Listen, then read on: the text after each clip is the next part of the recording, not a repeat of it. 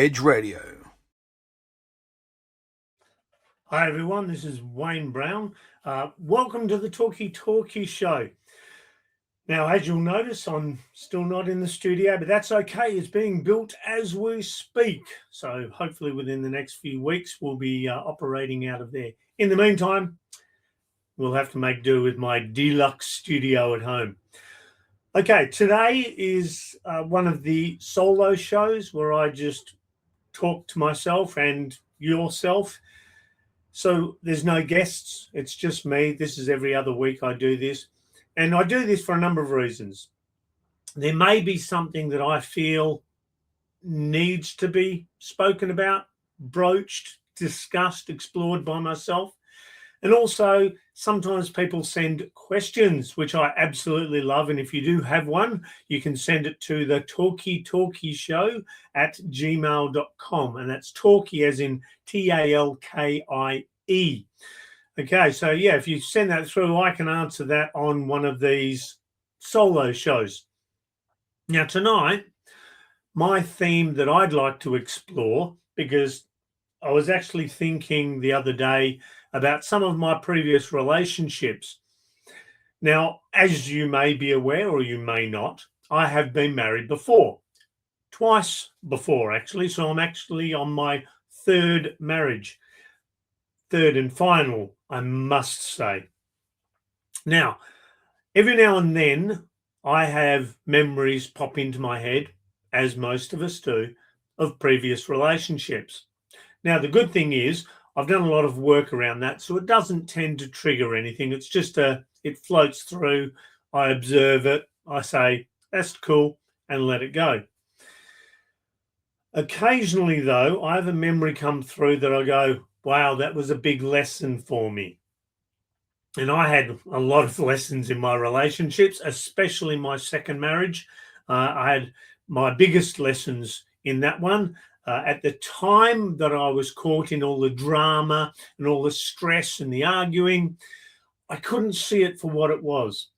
Later on, when I pulled it apart and analysed it and worked out what I had done that I shouldn't have done and what I didn't do that I should have done. So I had a chance to break it down, pull it apart, analyse it, reassemble it, and get a better result now. But the one thing that seems to come up as a bit of a theme in my past, and I have seen people do this as well, friends, family, and other people, is the one thing we do is we can lose ourselves in our relationship. Now, this is something that as a human being, as a partner in a relationship, it's very easy to do, to lose yourself in the relationship. And there's other things as well where you can lose your identity. Parenting's another big one where you can lose your identity. But today I want to just talk about relationships because, like I said, it drifted through my consciousness. A lot of the times when we meet someone, there's a few different stages that our relationship goes through. Some people progress through them to some degree, others not so much, and some get stuck. So I'll explore the 5 stages because it'll sort of set the tone for what I'm trying to explain. So when I was creating a system to be able to get better with my dating and with my relationships, one of the things I was looking for was some stages. So I just did a search on the internet, and there was lots of 3 stages, 4 stages, 5, 7 stages, more. And a lot of them didn't feel right for me. And then I came across this particular one that I really liked. I can't remember the lady's name now. She was a counsellor and she had noticed 5 stages. Now, I've modified them ever so slightly, but her stages were, or are, the honeymoon phase, which most people would have heard about. You then get the conflict stage, you get the stability stage, you get the, I can't remember these now, it's that long since I've spoken about them. Then you have a commitment stage, And then you have a co-creation stage. So a lot of us with the honeymoon phase, we like it. It's fun. It's nice. So when we meet someone, we have the rose-colored glasses on or the blinkers, and we tend to only focus on all the good stuff. We don't tend to notice all the red flags and the things that tell us, run. So when we're in that honeymoon phase, it can last anywhere from 2 months to 2 years. That's where it's all lovely and you're talking to them all the time and hanging out with them all the time, and it's great. Now, after this is where you can start to lose yourself, because the second stage is the conflict stage. Now, some people freak out when they get to the conflict stage because they think we're having an argument, it must be deteriorating, it must be going downhill, the quality must have dropped off, it's obviously not the real thing. And they will do one of three things. They either say it's all failed, they bail, they end it, then they go and meet someone new, go through the honeymoon phase, get to the conflict stage again, and just keep looping like that. Or, like myself, we go with the conflict stage and we keep fighting and fighting and fighting and fighting. And you do one of two things on that path. You either keep fighting, or to keep the peace, you modify your behavior, you modify your identity. You become something that creates the peace rather than staying true to yourself. So for me, I kept the arguing going. The problem was I was fighting for an identity that I hadn't found yet. So that's a thing for another show, I think. So I chose that path. So I did lots of arguing. My partners did lots of arguing. We were very good at it. And like I said, some people, they alter their identity, and I'll be coming back to that shortly. Now, the next stage is the stability stage, because if you work on the conflict stage, which is actually a really good thing, because conflict is where you find out about each other. If you never fight, that's not a good thing. It's not actually constructive. It's not moving you forward. It's not challenging you. It's not getting you to face the things that you need to face. So some people, they sit with all of that. They get help. They get a coach. They get a therapist, a counselor, whatever it is, so that they can figure it out. And then once they get past that, they get to the stability stage. That means the conflict reduces, things start to flow a little smoother, there's less bumps, you start to operate a little more as a team, and then you decide, you know what, we should make this a long-term thing, and they get married. So the commitment phase is you've gone through all the fire and brimstone and the challenges and the tests, and you've arrived at this point where you know that you are both operating as a team, you are supportive, you are encouraging each other, and most importantly, you haven't lost your identity. Because if you lose your identity in love, it's not a good thing. It breeds resentment, it breeds disappointment, it breeds frustration, and it's not a good thing.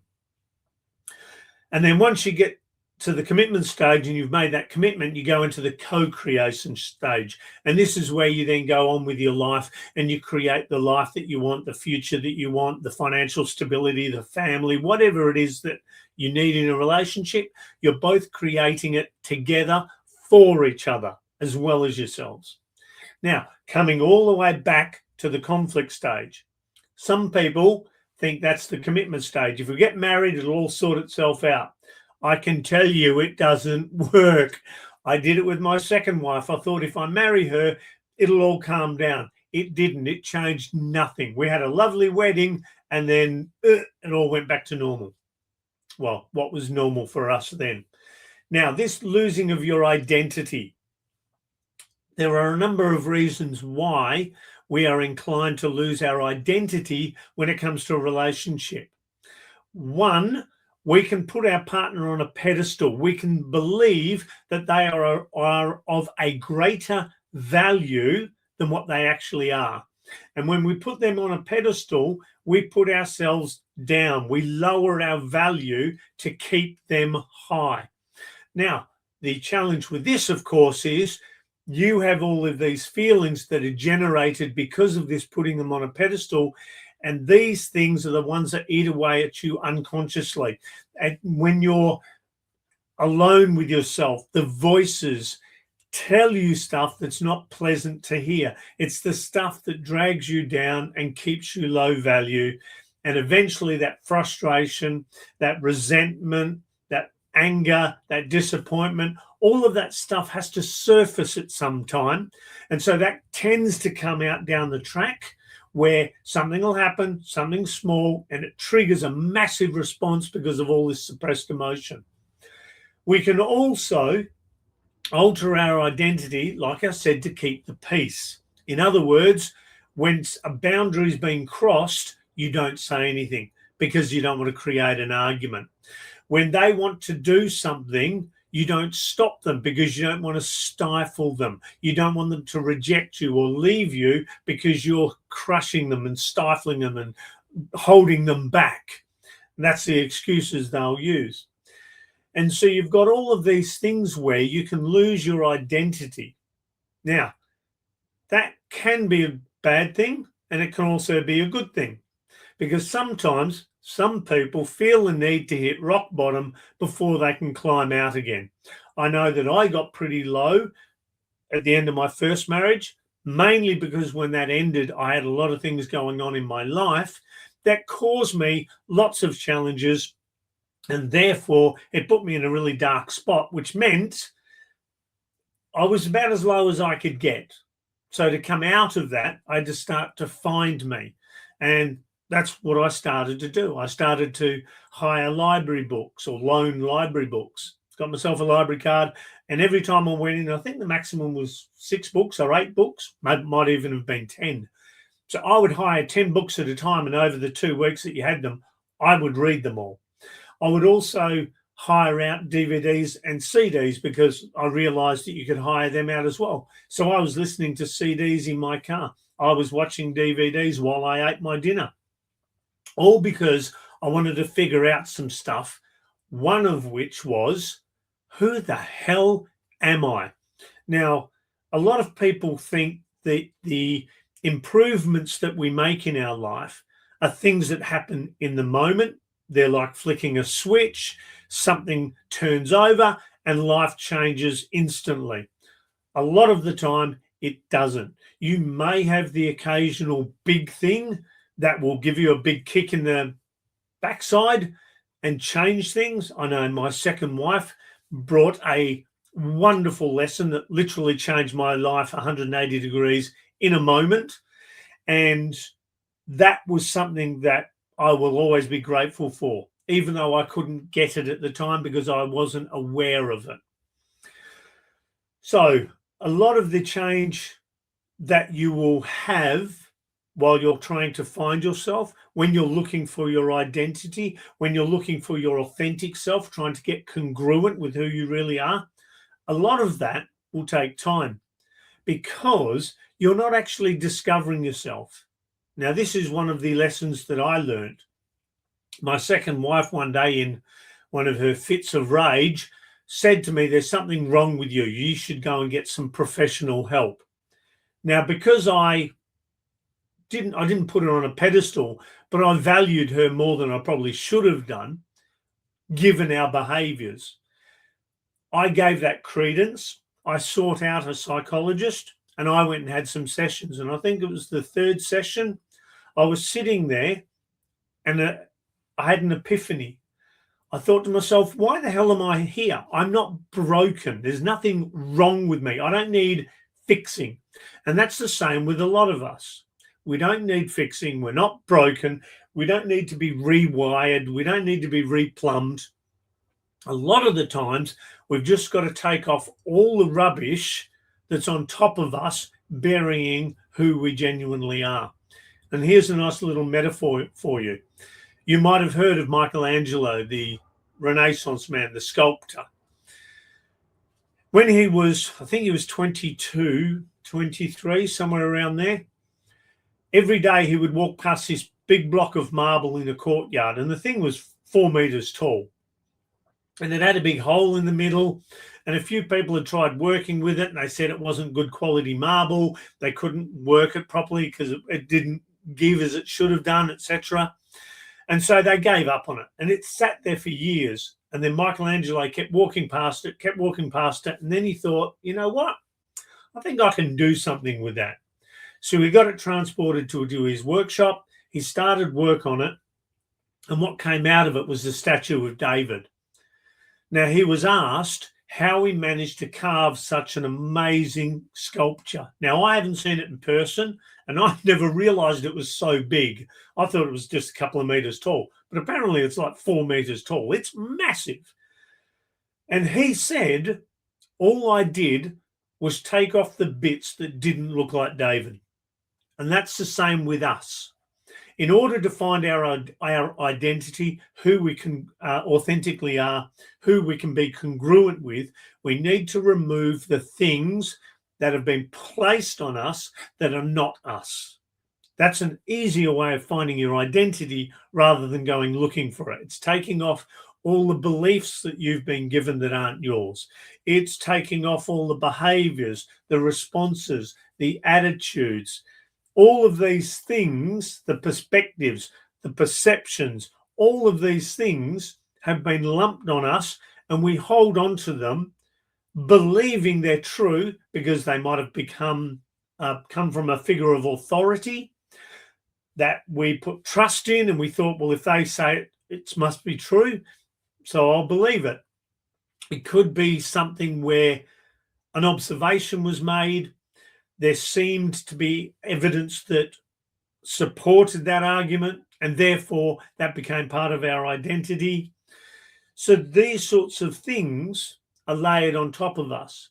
Now, the problem is, or the challenge is, that a lot of these, we have kept them operating on us for so long, they feel like they're ours.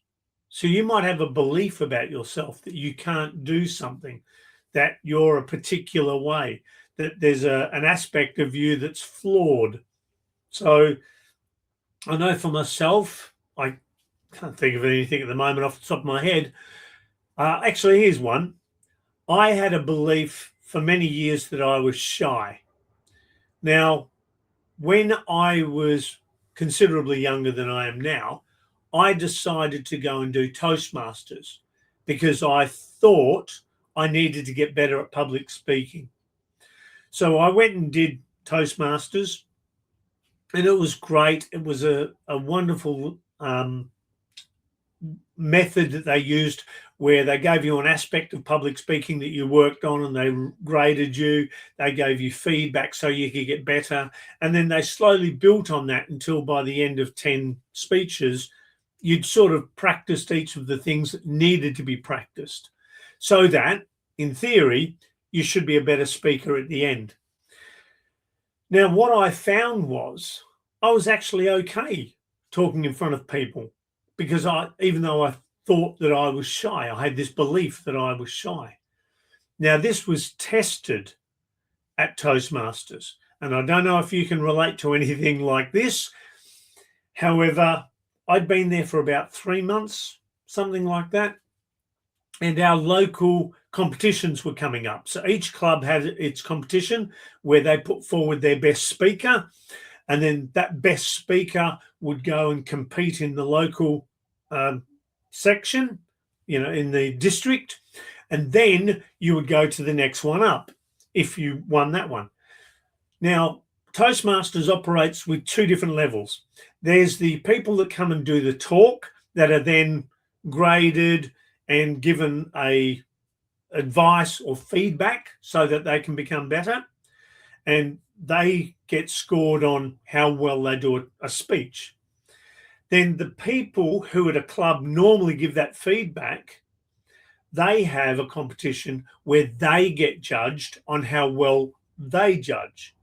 Now, the challenge is they need someone to judge so that they can be judged. Hope that makes sense.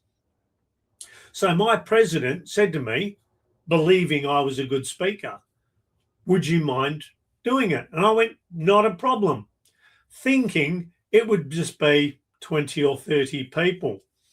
I turned up on the day and saw around 120, 130 seats in this hall, and I panicked. So I sat there in my chair watching as all the various aspects went on, introductions, etc., etc. And then the speakers did their bit, and then they asked me to come up so I could do my bit. So my heart was beating quite hard. I walked up to the stage, they introduced me, I came out to applause. Now, I delivered a speech. You're not allowed to use notes. So I delivered my speech, came in within the 5 to 7 minute time limit. And then I stopped talking. Now, the interesting thing is, I was someone who identified as shy. I just stood up in front of 120, 130 people. I had used no notes, so I spoke completely from memory. I also didn't use any filler words. Now, a filler word when you're doing a talk are the ums, those sorts of things. So I'd used none of those. I had kept my voice as I do now. I'm talking with modulation. I'm varying my speed, my volume, all of these sorts of things. And while I was delivering this talk, I was completely unconscious of what I was saying because I was so terrified. My heart was beating so hard, my palms were sweating, and I was shaking. All of this was completely unnoticed by the people watching me. So when I finished, I had the applause, came off the stage, and afterwards, the amount of people that came up to me and asked how many years I'd been doing public speaking. So what I realized was, it's not that I'm shy. So this is what I mean about the take off the thing that you believe about yourself that's not true, whether it's a belief, a habit, an attitude, a perception, whatever it is. Take off what's not true. The truth was, I was terrified of being laughed at, rejected, judged, all of this. Now, because of that, I'm far more capable and able to talk to a group. I still get nervous and always will do. However, it's considerably reduced from what I had. Now, bringing this back to the identity in a relationship. If I have a particular way that I'm behaving with my partner, and that's not congruent with who I authentically am, I need to remove that and find out who I really am. Now, the good thing about finding out who you really are is that once you find your true self, your partner then knows who you are. You know who you are. You can show up as that. And it's easier to stand in your power when you're authentic. I know for myself, I've been working for quite a number of years to find me, and I've predominantly found me. I'm still uncovering little gems here and there. On the way, though, I did lots of discoveries about not only things like the public speaking, also behaviors that I have. Like, I love making my partners coffee in the morning. It's just something I do. I enjoy cooking for them. So when I did this in the past, I wasn't aware that it was something that was authentic to me.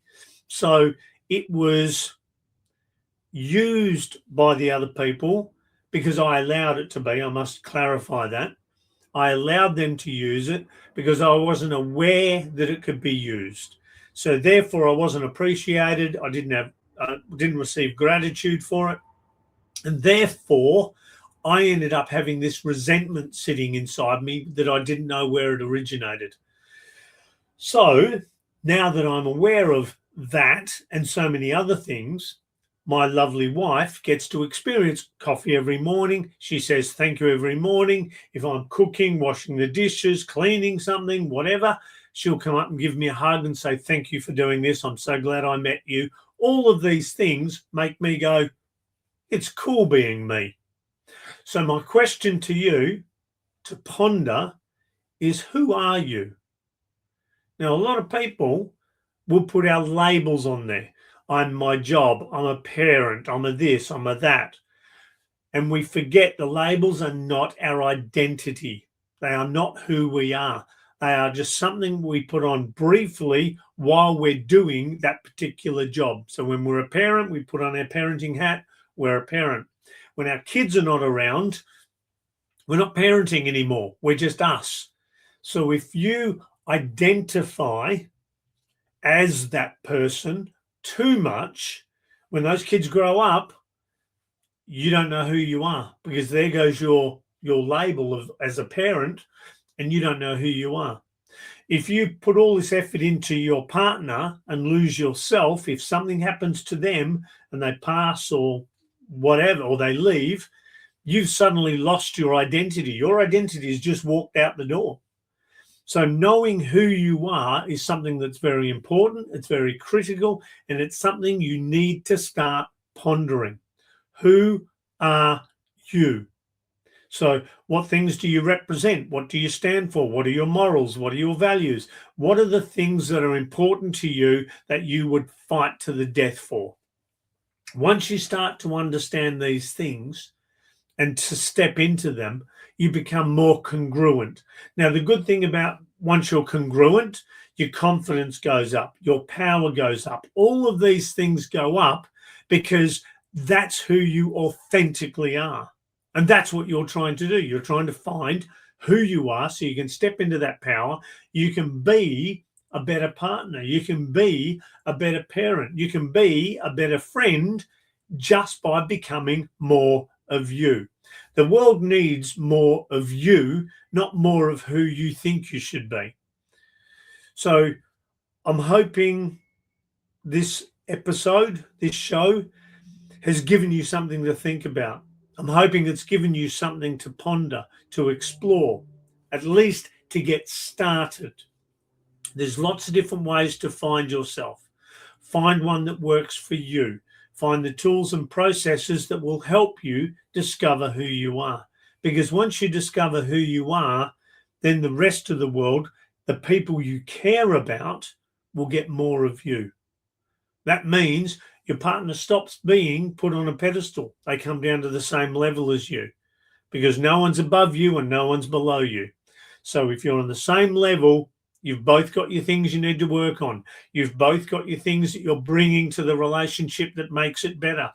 You are both contributing. You are both taking something from the relationship or receiving something from the relationship. Both of you are benefiting from the efforts that you are both putting in. So knowing these things, understanding these things makes a big difference. Okay, so we're nearly to the end of the show. It's always amazing how quickly half an hour goes past. Like I said, if you've got a question you want me to explore, or maybe something from a previous show you want me to explore more, could be something with one of my guests, could be one of my little solo shows, doesn't matter. If you've got something you want me to explore, look at, answer, just send it to thetalkietalkieshow@gmail.com and I'll answer it on the next show that I can. Next week, I will have a guest. I'll leave it as a surprise for now. And that guest will be exploring a theme, because I send them a list of questions and then they pick what they would like to explore, or they bring a theme. It doesn't matter. I'm happy to explore everything. If you've maybe got a theme you'd like me to explore with a guest, maybe one of my previous guests, I know I had a couple on one of my first shows, and we spoke about masculinity and femininity, and he mentioned grief, and I think that'd be a brilliant one to explore. Anyway, if you want to watch the replay of this, it's Sundays from 10 till 11, I think, 10 to 10:30. Otherwise, I'll catch you next Tuesday for the Talkie Show here on Edge Radio Australia. Look after yourselves, folks, and we'll catch you next time. Take care. Edge Radio.